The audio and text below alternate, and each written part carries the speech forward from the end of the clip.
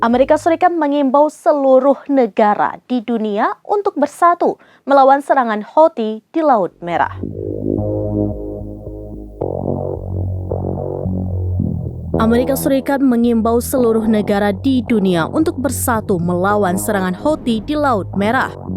Permintaan itu muncul setelah Houthi menyerang kapal True Confidence di Teluk Aden pada Rabu 6 Maret 2024 hingga menewaskan 3 orang. Sekretaris Pers Gedung Putih Karine Jean-Pierre menggambarkan tindakan Houthi sangat keterlaluan. Pasalnya militan itu tidak hanya mengganggu pelayaran, namun juga merenggut nyawa para pelaut internasional.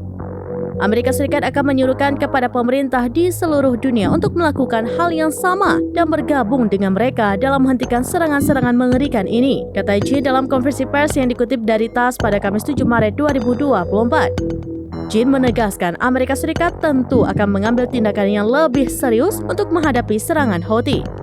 Meski kapal True Confidence yang dibakar bukan miliknya, melainkan milik Liberia. Dia juga mengatakan kapal yang Houthi serang adalah kapal curah berbendera Liberia milik Liberia. Sementara itu, juru bicara Houthi, Jenderal Yahya Saree, bersikeras kapal yang diserang adalah milik Amerika Serikat. Pihaknya menargetkan kapal True Confidence dengan rudal karena mengabaikan peringatan dari Houthi. Hingga saat ini belum ada pihak yang mengaku sebagai pemilik resmi kapal tersebut. Informasi awal hanya menunjukkan bahwa kapal True Confidence berlayar di bawah bendera Barbados.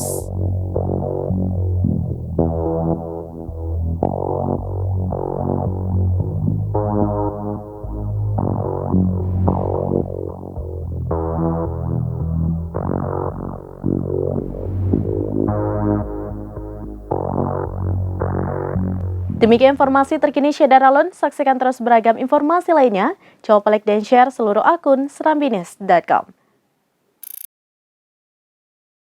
Download Tribun X sekarang. Menghadirkan lokal menjadi Indonesia.